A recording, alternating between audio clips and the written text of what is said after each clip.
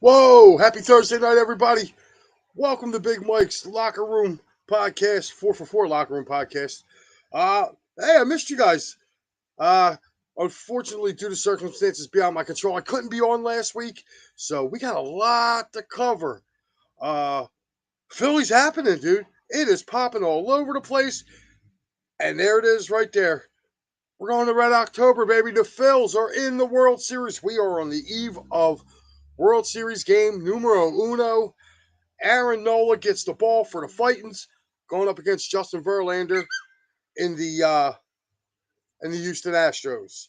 So, with that being said, I'm going to take a little quick look back at just what they did and how they got there. Sunday was just unreal. Bryce Harper getting the big two-run home run in the bottom of the eighth to put the Phillies ahead over the Padres. Really kind of broke their back, man. This Phillies team has just been, they've just answered the bell. And I'm loving the fact that all these prognosticators out there are talking about how Houston's going to win this series. I love it. I got the Phillies winning in 5 games. It's going to keep, the cycle's going to continue. They're going to split in Houston. Phillies are taking the next 3 here. The Astros have not played in an environment like this.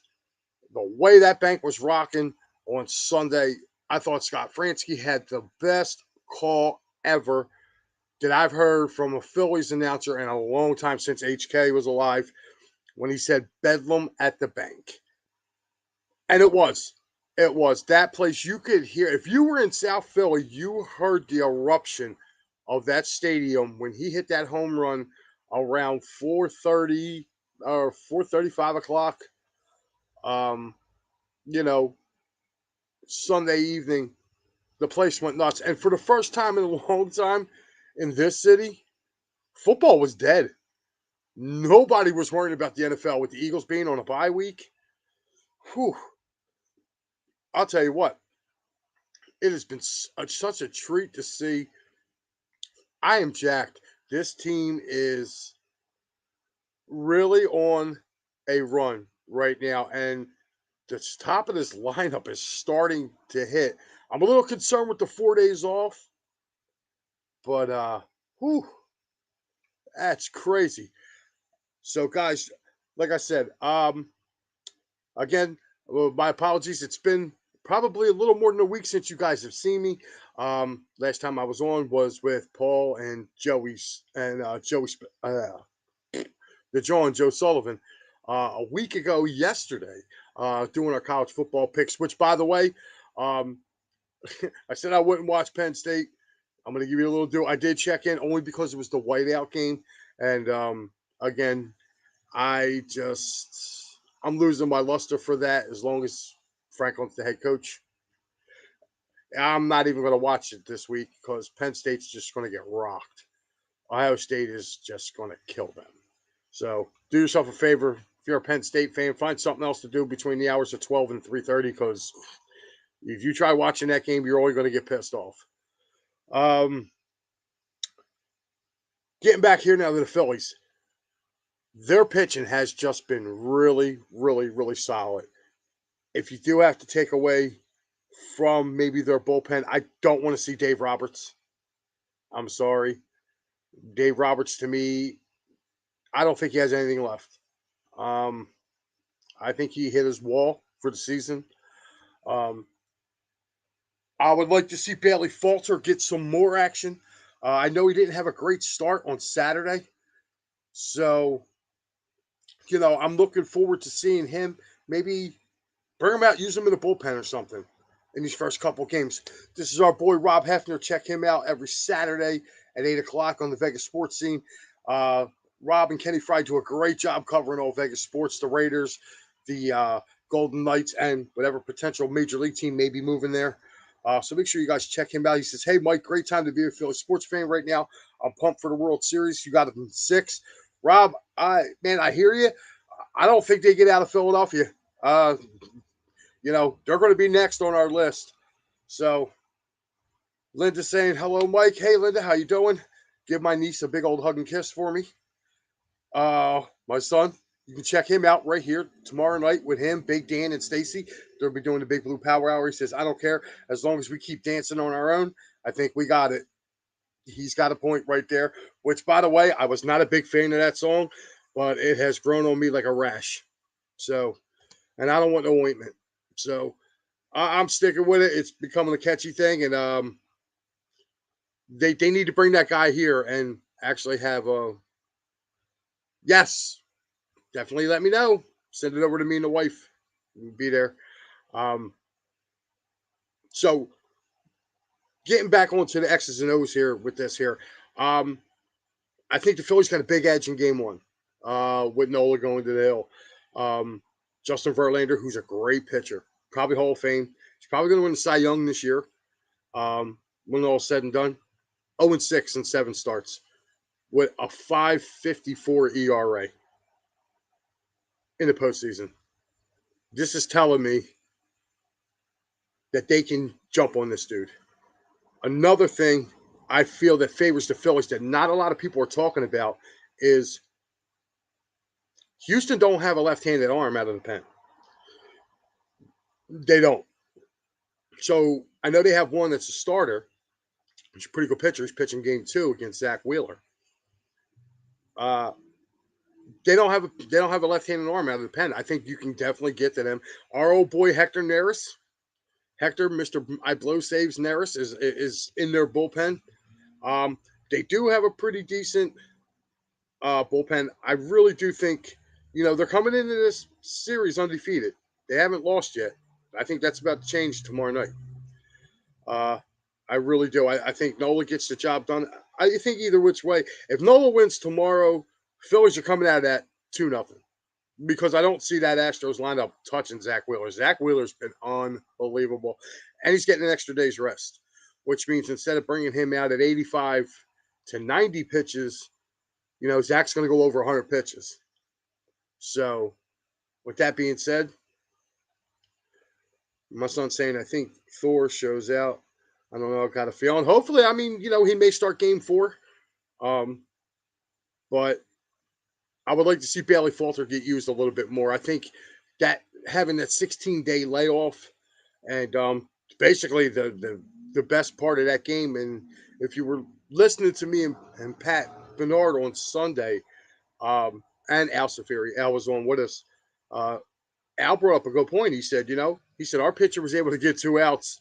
Their pitcher couldn't get anybody out on Saturday. So I kind of took that with a grain of salt a little bit because I've seen Mike Clevenger pitch, and Mike Clevenger's working his way back from a pretty nasty injury. With that, I don't think he's all the way back yet from that injury because Clevenger's a good pitcher. And if he could have gave them 3 or 4 innings, it would have been a long day for the Phillies. But give the Phillies credit. They battled back. They went down 4-0, didn't blink an eye. Now, you can't do that to this Astros team. This Astros team's got good starting pitching. But this Phillies lineup is hot. The top of this Phillies lineup is hot right now. They're sizzling. Even Castellanos is hitting the ball. And it's kind of going a little unnoticed because all 5 of them, top 5 are hitting. JT's hitting the ball. Reese is hitting the ball. Schwarbs and Harper are hitting bombs. So I'm liking where they're standing at right now, man. They're looking really good. I got a great feeling about this. And I think the Astros' woes in the World Series, I think it's going to continue. Ever since they kind of got caught cheating, they haven't had real good success in the World Series. They lost 2019 to the Washington Nationals. Last year, they lost to the Atlanta Braves. Kind of see a pattern there of them losing to NL East teams. I think the Phillies are going to keep that going. But I'll tell you what, it's a fun time to be a Philadelphia fan. The only knock in our city right now is kind of the Sixers. They're not playing real well. So my son's saying most of what I've seen Astros specialize in breaking balls, which we've been clobbering off speed pitches. Maybe. I know they're going to get a nice power thrower tomorrow. I mean, Verlander's coming off. He had some rest. So I expect him to be pretty good. But with him, he's just got this thing with the World Series, man. Like it turns to October, November with him, and if there's World Series in front of it, he seems to kind of poop the bed. So we'd have to wait and see, man, what's going on with them coming in. But I like the Phillies' chances. I really do. I think the Phillies got a great shot, and if they take two, if they take the first two games, I think it's going to be really hard for the Astros to come back in this series. Best team in baseball or not, uh, they could be the best team in baseball, but you fall behind the Phillies 2-0 coming into this environment. They haven't been to an environment like this. And if you guys have been watching on TV or had a chance to be down at the stadium for this game, this has the potential of like some real, what's the word I'm looking for? Real nostalgic type of feeling. I mean, I was only a kid. Like, I mean, I'm talking 3 years old, like 2 or 3 years old when Bert Hooton got booed off when he got booed off the mound. Okay, this guy got so worked up pitching for the Dodgers that the fans were so rabid that day, and they got on him so bad. I think the guy lasted like an inning and a third for the Dodgers. Like I can see this happening. Like this crowd, like they're going into an environment. They haven't seen an environment like this. You know, Seattle's a pretty good baseball, pretty good sports town. Seattle's not Philadelphia. You know what I mean? This fan base is going to be rabid. They are going to be waiting. I do see. I can see people probably sneaking in some trash can lids too. I could definitely see them doing that. But to get on with this, I'd like to know your guys' predictions for the World Series. I know Rob Hefner from the Vegas sports scene. He said he got the Phillies winning in six. Um, so if you have if you have it, um,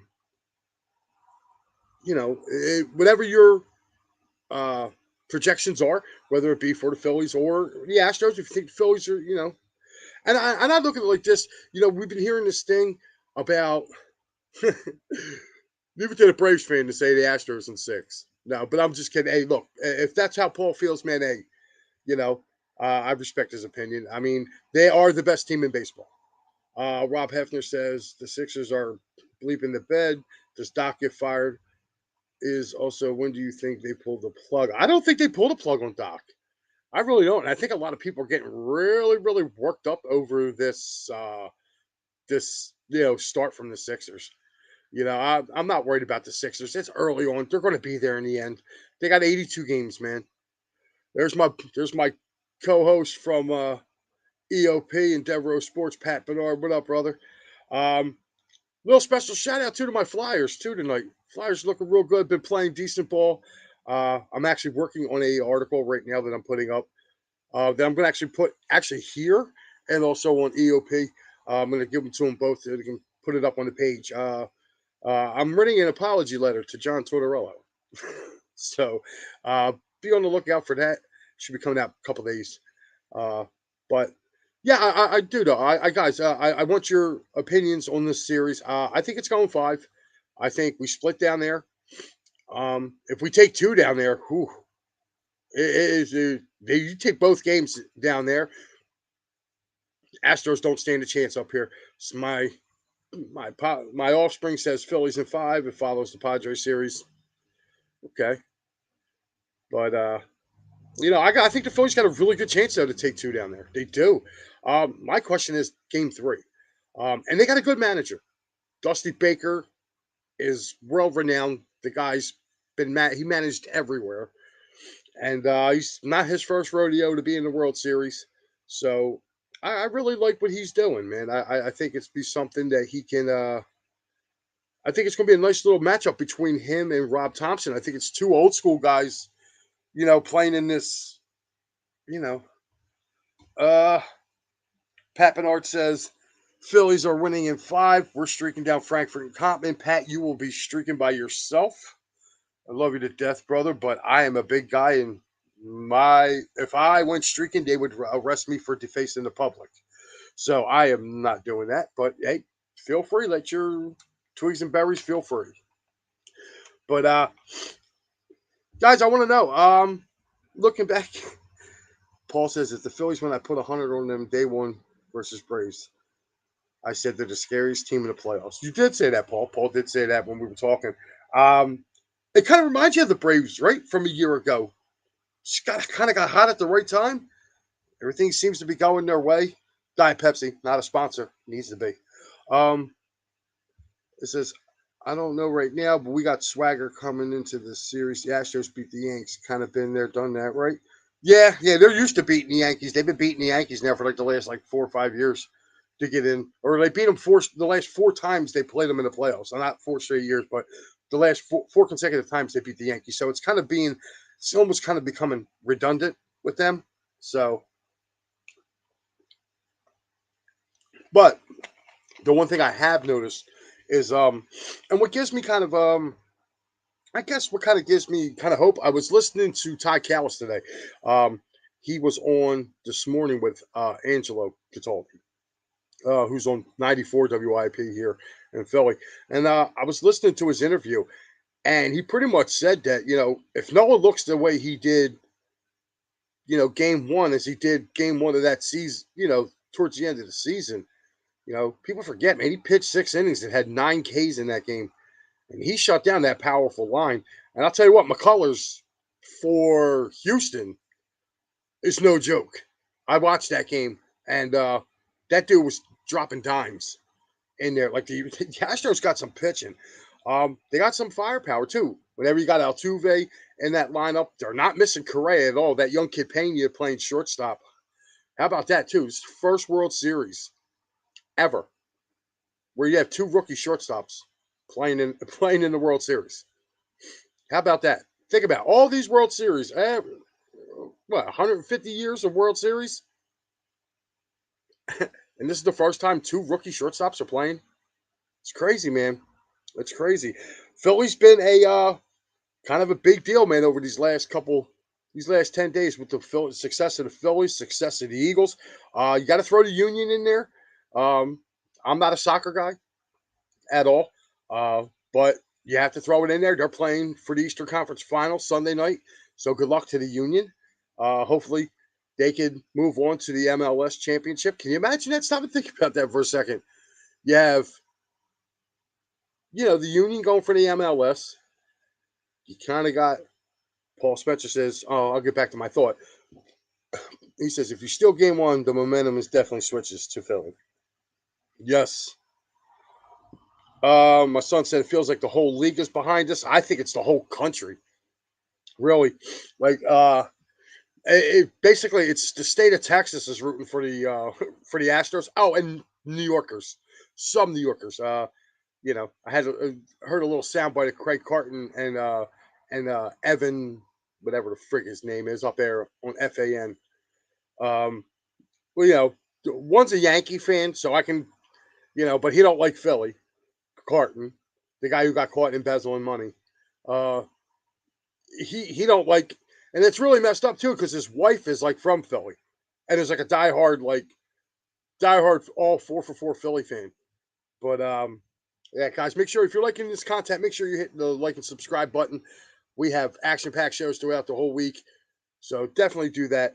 But yeah, getting back to this, Evan Roberts, that's his name, from up out of FAN out of New York. Can't he's a Mets fan and he's just a miserable SOB. So somebody dumped a beer on him at Citizens Bank Park. That's probably why he don't like nobody. Rob Hepler said, I already told Celeste we're not doing much this weekend. It's going to be sports all weekend. Yeah, good luck with that, Rob. Good luck with that.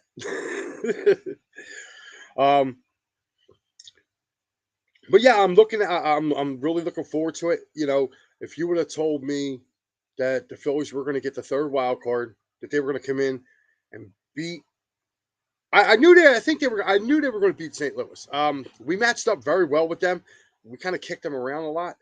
To be honest with you, I was scared as hell when we were getting ready to play the Braves because the Braves were like, oh, Verlander 0-7 in World Series games. I thought it was 0-6. I know he started 7 games, so maybe it might be, but well, he'll be 0-7 after tomorrow, Pat. So that's good wishful thinking right there. Keep that up there. There's a video of guy and a couple miles away on clinching night, hearing the crowd roaring. Yeah, yeah. You can hear that. Like I'm talking like if anybody's been in Philly, you guys know the stadiums are far south end of the city. And there was people that like just making it down to like just the beginning part of South Philly, like around Washington Avenue. If you're familiar with that area, like around 10th and Washington, people could hear the crowd. Now you're looking probably a good 2 miles south going down. Um, so yeah, the stadium's probably about from Washington Avenue to Patterson Avenue is probably about 2 miles. There was a guy literally, he was the 10th of Washington. You could hear the crowd cheering from like 10th and Washington. Like it's crazy. Um, but getting like I said, I'm not trying to overanalyze this series because it's really kind of you really can only analyze it so much. It's got to be listen. Noah's got to be on his game, and I kind of got a feeling Verlander for early part of this game is going to be on his game. You know, he's had time to rest, so I feel like Verlander will be nasty. Um, but I don't if going back and forth. Yeah, I think Noah outduels him tomorrow. Um, Noah's got an extra day of rest, which a lot of people didn't realize.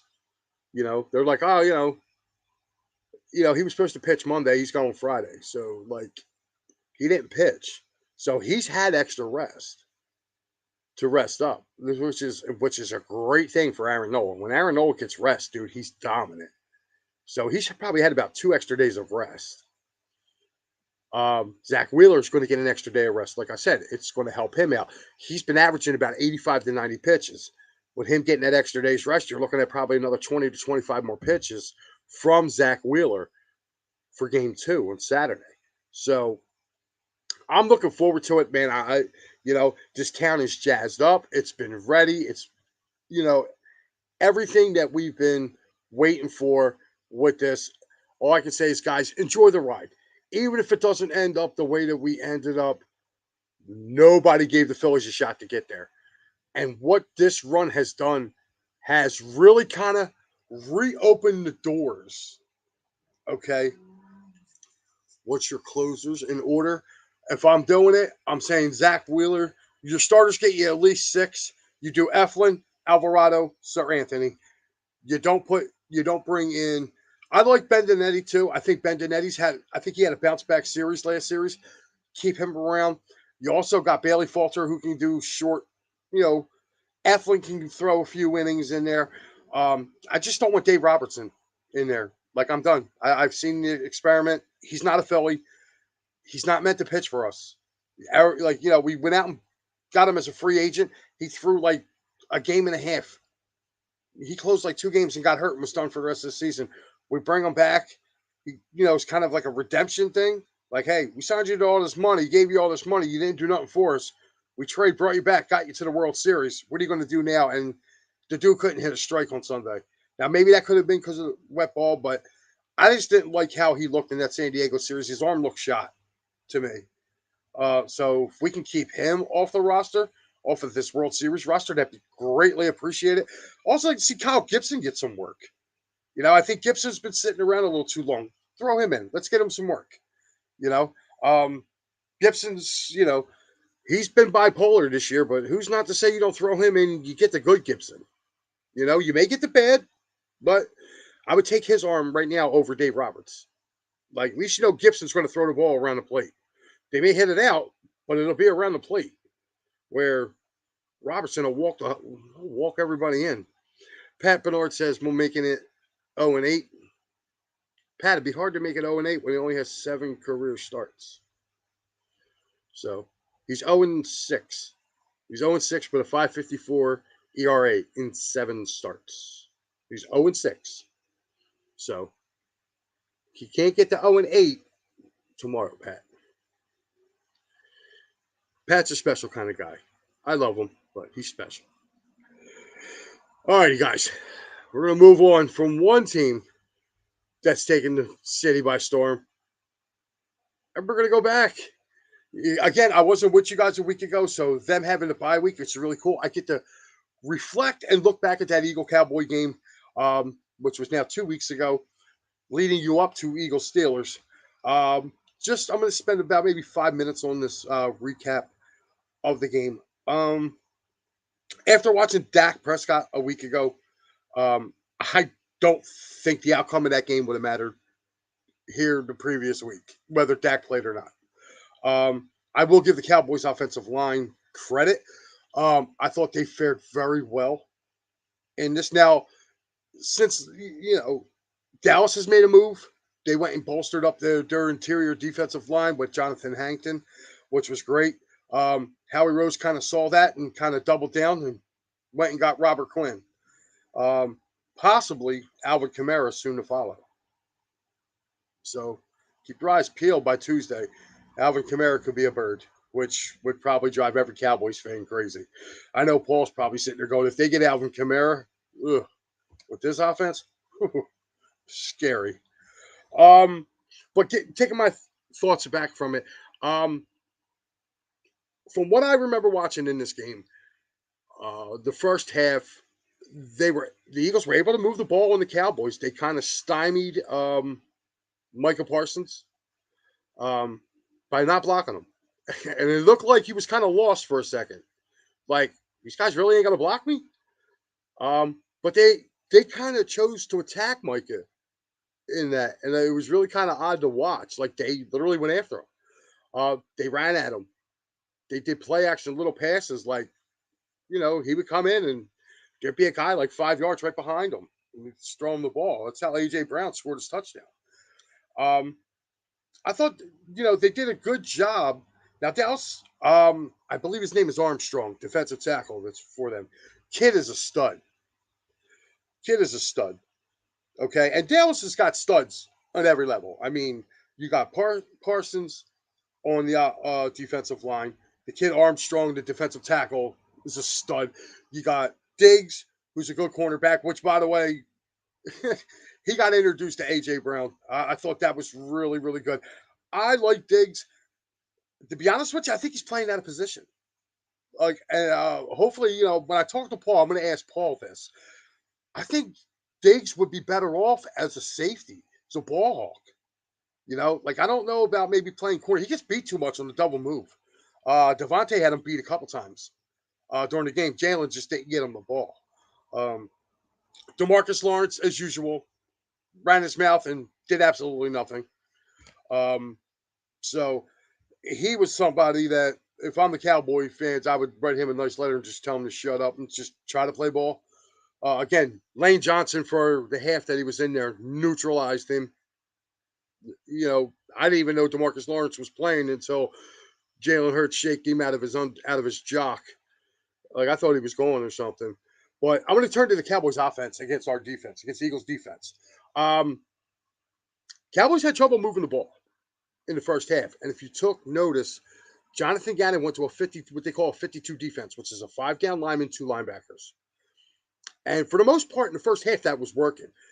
They were putting Jordan Davis over Tyler Baez, their center, and it was working.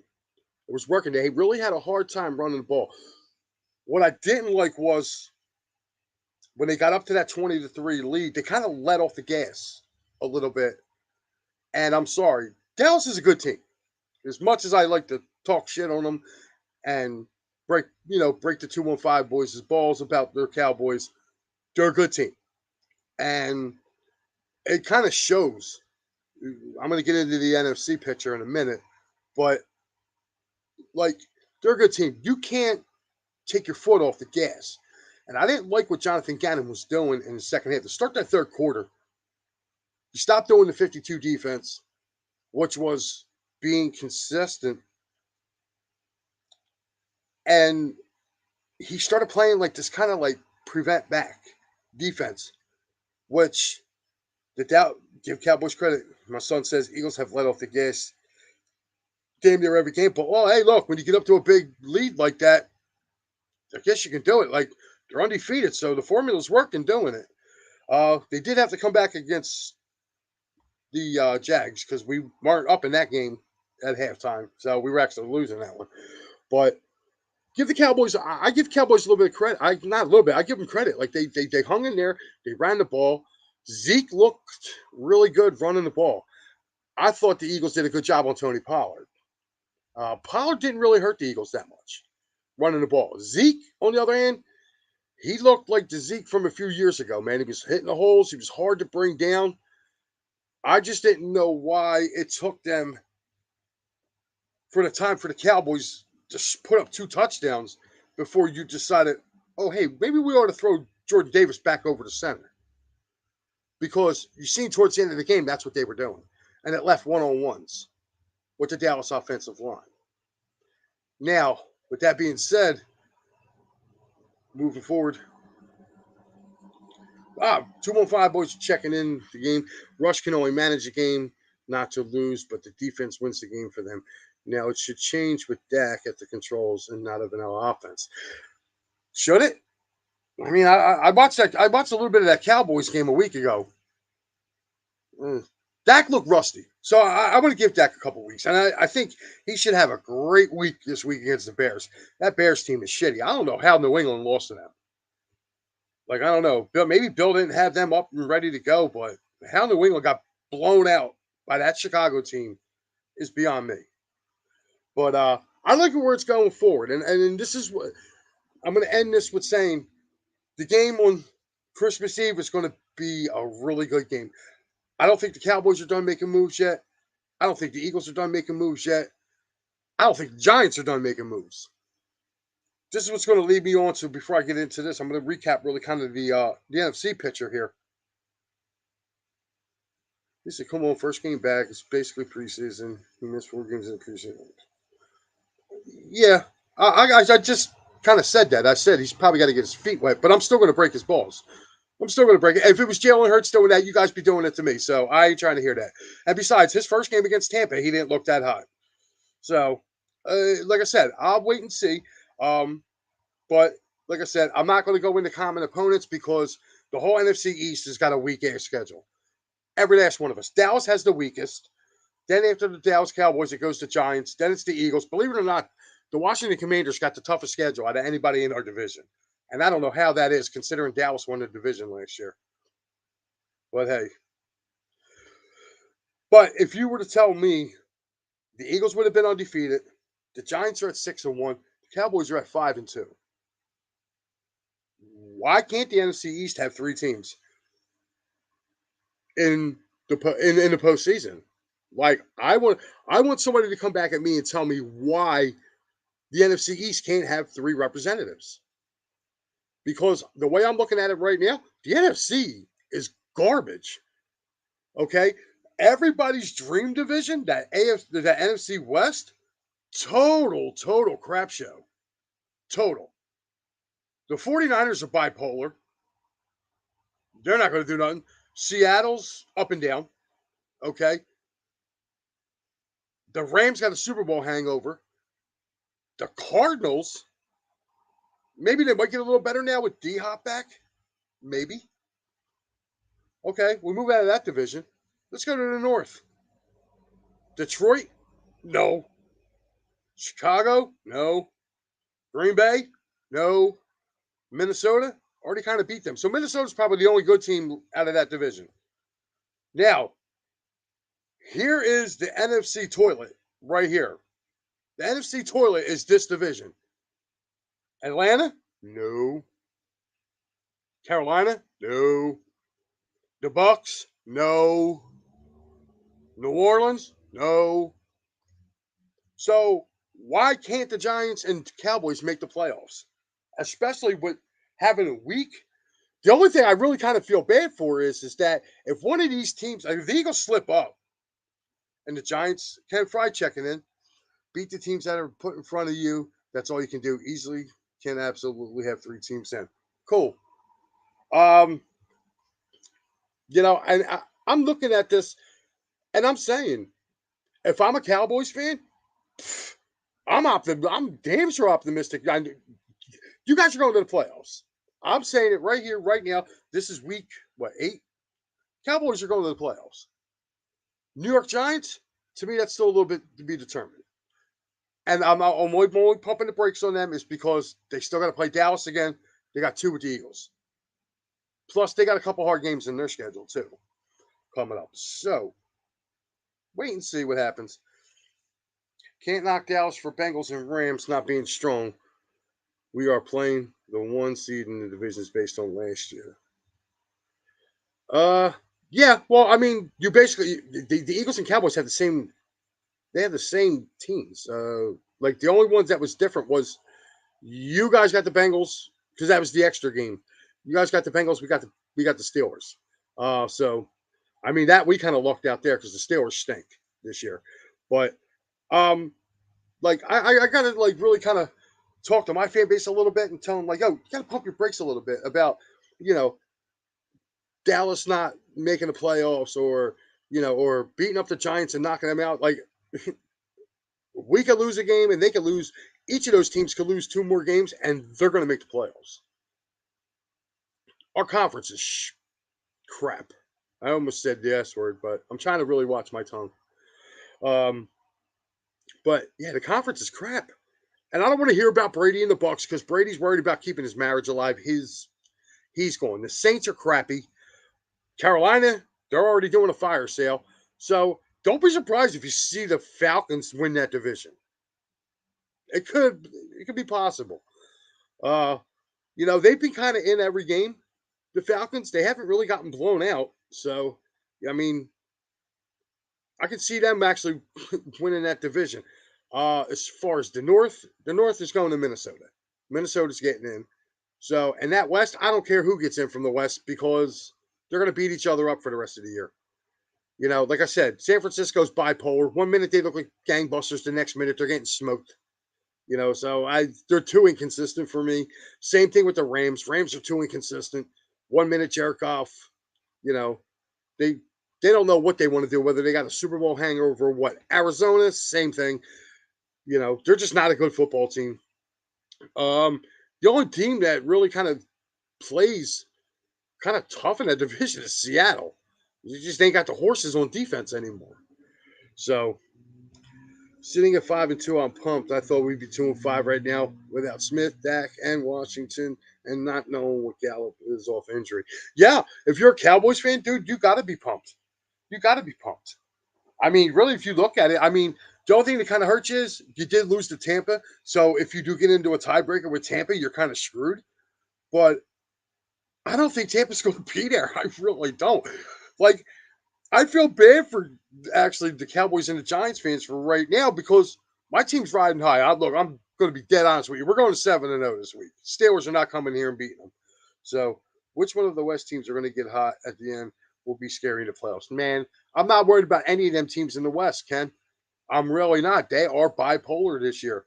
Jimmy G, you already know what he is. And last year, listen, I was at that game last year here when the Niners came here. And the Eagles should have beat them last year. Like I said, young, little intimate mistakes. That team out there even with McCaffrey ain't coming here and beating the Eagles in January. Nope. So I'm not like I said. The best of them out there is the Niners, and I wouldn't be surprised if they're like 8-9. So I don't know. Like I said, the Giants I want to see just a little bit more from. Bucks 7-3 now. Oh, Bucks are up 7-3. Yeah, they're playing Baltimore, dude. Like that's another team too. They're bipolar. No defense. Don't put up 25 points and then fourth quarter comes, they give up 30. So, uh, every team has questions besides the three in the East. Sheldon Lewis says, every team. Okay, New York acting like they kidnapped that leprechaun. Hey, look, you got to give New York that credit, man. They are playing good ball. The Giants are playing great ball, man, for Brian Dable. They're getting back to running the ball. They're not asking Daniel Jones. They're asking him to be a game manager. And which, by the way, too, I thought it was a great trade they made today. They sent Kadarius Toney packing to the Chiefs, and they got back like probably a 6th or 7th rounder. Great move. Great move. That dude's a cancer. Get him off the team. You know, I think the Giants are going to be there in the end. I don't know if them and Dallas are going to backflip in the division because I still think the Eagles are winning the division. I'm sorry, I'm not going to back off of that. But that the Giants and the Cowboys, I think, will be fighting for second. So I think the Eagles, if this keeps up going the way it's going, if they keep winning, and I'm only looking at the schedule and looking at these teams that they have coming, it's the next time we play a starting quarterback that's really got anything is Tannehill. And that's the week before Thanksgiving. And that's here. And then the following week they play Aaron Rodgers here. Yeah. I mean, we don't play Dak until Christmas. By that time, the Eagles may have the division wrapped up. Just saying. So, uh, okay. Whew. All right, Paul. Are they your picks for the week? Cool. I'll make sure the division games might be deciding the part of this division. I don't think so, Sheldon. I don't. Uh, I don't know. I don't see. I mean, looking at it from I'm looking at it, trying to look at this objectively. The Giants. I mean, we don't. The Eagles don't play them until December 11th. I don't see the Giants beating the Eagles. I don't see them. They don't have the offense, and I don't think their defense is going to be able to contain our offense. And I think our defense will be able to contain their offense. They don't have a wide receiver. They've been winning so far, but I think they got losses coming. Um, I'd be more interested in the Cowboys. I think the Cowboys are going to overtake the Giants in there, but that's not still not to say the Giants don't make the playoffs. Um, I just don't see, and I'm not going to sleep on Washington either. I mean, I know Washington lost some games. Don't sleep on them either. They got Tyler Heineke now. It's not Carson Wentz.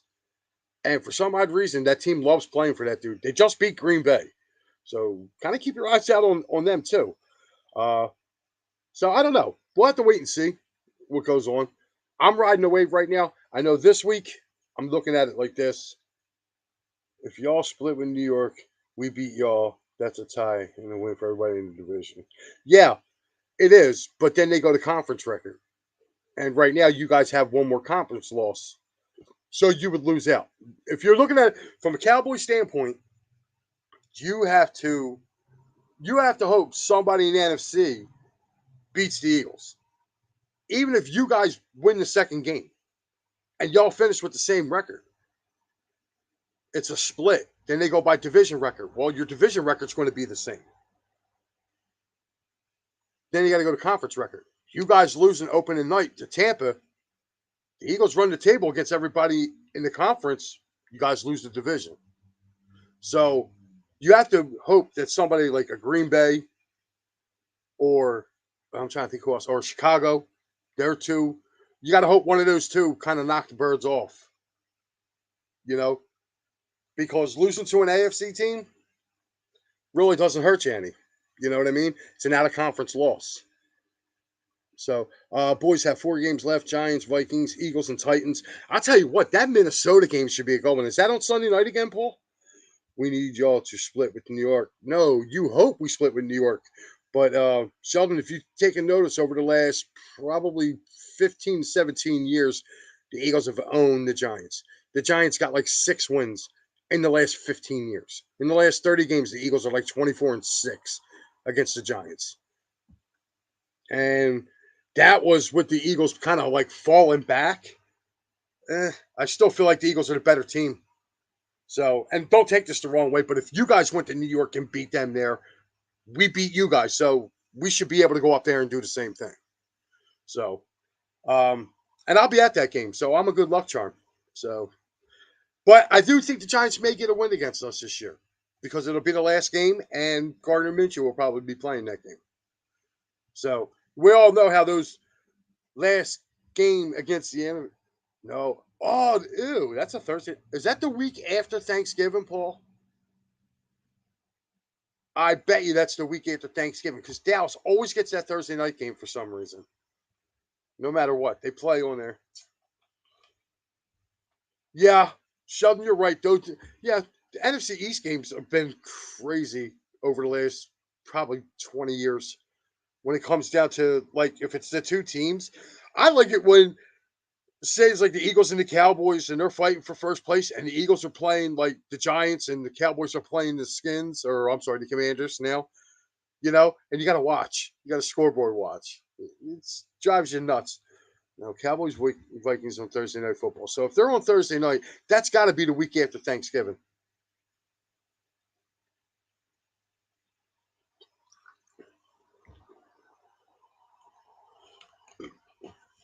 No, it's before 3 games in 14 days. Thanksgiving Day, BS bad for the boys. Damn, you got 3 games in 2 weeks. Damn, who the hell did you guys piss off? So, yeah, but I'm saying, like, is that game before Thanksgiving or after Thanksgiving? That's what I was asking you. Because, like I said, I know the Cowboys always get that Thursday night football game the week after Thanksgiving. They've gotten it for the last probably 5 or 6 years. Um, so, but like I said, as far as like the recap with the Cowboys game, um, Cowboys showed a lot of moxie in that game and coming back with their backup. Uh, I don't know how different it's going to be with Dak. I want to wait and see how Dak looks before Dallas plays 3 games in 14 days every year during Thanksgiving. Oh, they do that every year. Okay. Wow, that's before. Whew. Well, well, it's a primetime game, so you guys should win that because Kirk Cousins sucks in primetime games. So Dallas should probably win that. I just thought about that. They got the Vikings on a Thursday night. Wow. Schedule makers weren't too nice to the Cowboys, or they weren't too nice to Minnesota. If I'm a Minnesota fan, I'm a little mad knowing that Kirk can't play at past 4 o'clock. You got the Eagles on Monday night. You got the Cowboys on a Thursday night. Jesus, man, that's crazy. So, all right, guys. Well, we're gonna move on from that Cowboys. From the Cowboys game, it was a good game. I didn't have a chance to react to it, but now we're gonna look ahead. And to be honest with you, there's really not much to look ahead to. Uh, Kenny Pickett's coming in here with the Steelers. He's a rookie quarterback. Their offensive line has been trashed this year.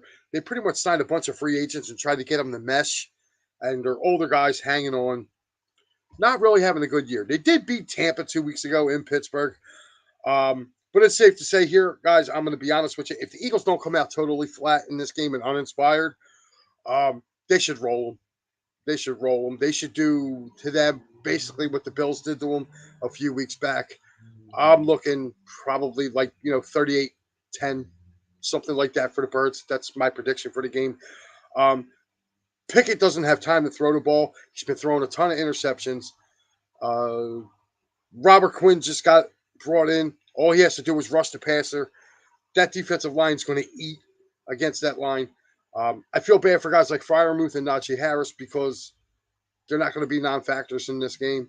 Um, but I will say this: Pittsburgh's defense is legit, and this is why I'm saying if they don't come out, it could be a little dicey. I think in the beginning, but I think they'll get things going. Paul Spencer says Eagles 31, Steelers 13. That's pretty cool. Pretty cool.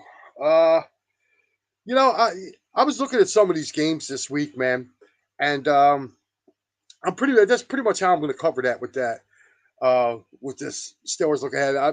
I mean, if you guys have comments, Sheldon, I know you're a Cowboys fan, give me your score on the Cowboys game. Paul, you too. I didn't get a chance to listen to you guys last night. I was busy over at EOP producing. So I want to know. I'll watch my kid's show tomorrow to see what his predictions are for the Giants game this week. They got a pretty decent game this week.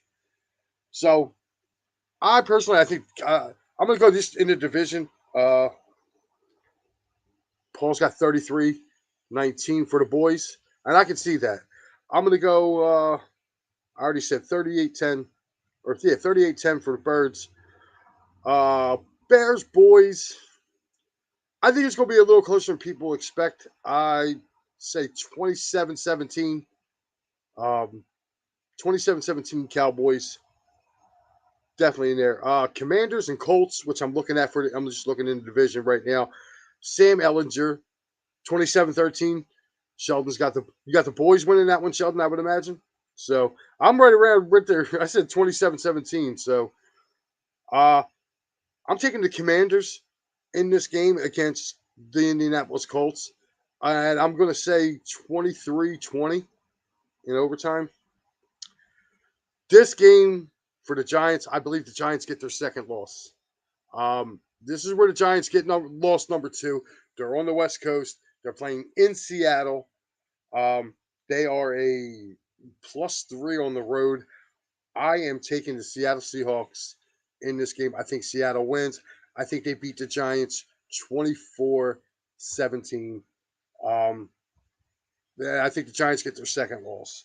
So they kind of fall back to the pack a little bit in the division.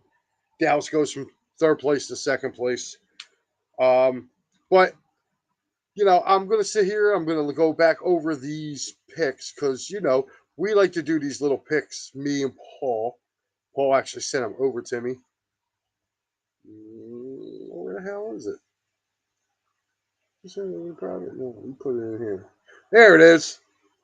So he's got the Raiders -1.5 versus the Saints. You took the Giants +3 against the Seahawks, so we're going head to head there. And Skins +3 versus Colts. So we kind of agree on two of them there. I think the Raiders are going to roll the Saints myself. I'm going to stick my head out on a limb here.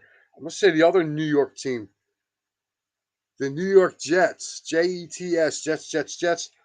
I think they pull the upset um, over Bill's boys in the Meadowlands. I think they send the Meadowlands into a frenzy. They went outright, even though they're a 3-point home dog.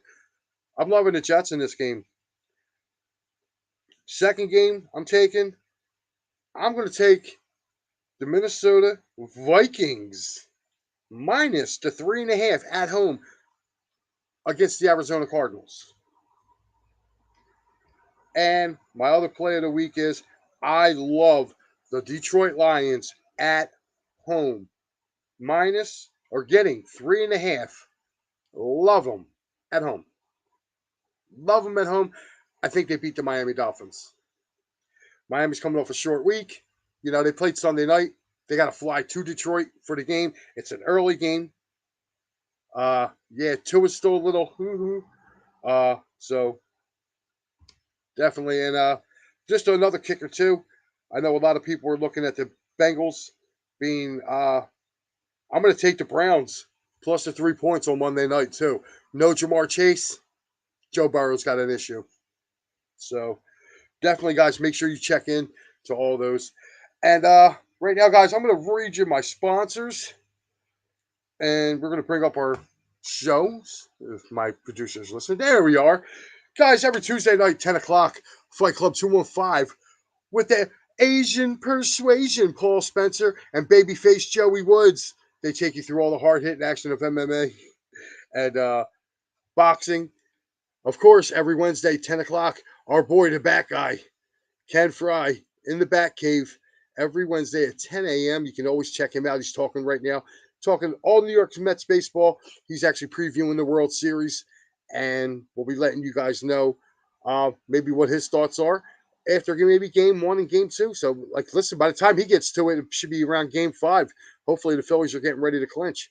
Every Wednesday night, you can join the Asian Persuasion, Paul Spencer, the Joe Sullivan, Sean Killer Kilrain, and myself for College Football Frenzy every Wednesday night at 8 p.m. And then right after that, literally, the hardest working man on Out of the Box is Paul Spencer, okay? Because he's right back at it after being on College Football Frenzy with us three knuckleheads. He's joined in with the Tower of Power, Matt Klein, and Cowboy Dave. They are We Them 215 boys every Wednesday night talking all Dallas Cowboys. So if you're a Cowboys fan or a Big East or, an NFC East fan like myself, you tune in, you watch the perspective of it, and you'll definitely be able to see them. Again, Wednesday night, 9:30. Then you have myself every Thursday night, 8 p.m. right here. We're talking 4 for 4 Philly sports, which, by the way, just a quick update. Flyers are now ahead 4-2 over the the Miami Panthers. They used to be called the Florida Panthers, but it's the Miami Panthers. And just want to double check. Yep, 4-2, end of the second. So things are looking good for that young Flyers team. Tomorrow night, Big Blue Power Hour. My offspring, Evan, along with Dan and Stacy, they will be bringing you all the news and updates on Big Blue. There'll probably be reaction to the Kadarius Toney trade today. What's it going to look like going forward? Saturday morning, you can check out of the Ring with Babyface Joey Woods and Captain and Cowboy Dave Yarnell. They'll be in there talking everything that has to do with WWE, AEW, the Indies. Make sure you guys tune into them. And of course, Saturday night, 8 p.m., make sure you join our boys, Rob Hefner, Ken Fryder, covering everything Vegas between the Golden Knights and the Raiders and everything else that's happening out there in the Vegas sports scene. So, guys, these are all our shows. Make sure you tune in. And of course, we got to thank our fine sponsors, Jay Fine, aka Big Al, Jay Fine Law, aka Big Al, for all your personal injury needs. Make sure you call 1-800-HURT-123.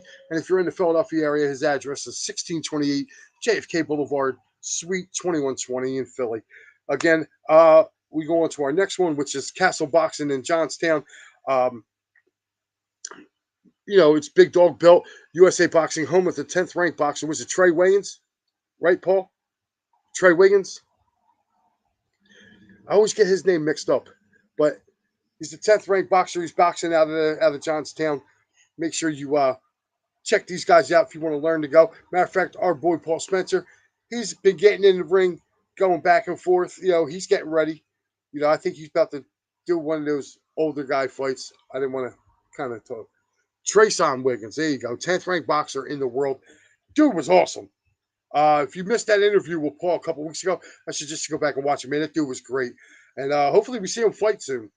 So, guys, with that being said, I want to thank you again for stopping in. I want to thank everybody for popping on. Of course, my man Paul Spencer, I love you to death. Shelton Lewis, thank you for coming on. Guys, I will see you right here next week. I'll start on Wednesday. You guys have a good night. Be safe and go Phils.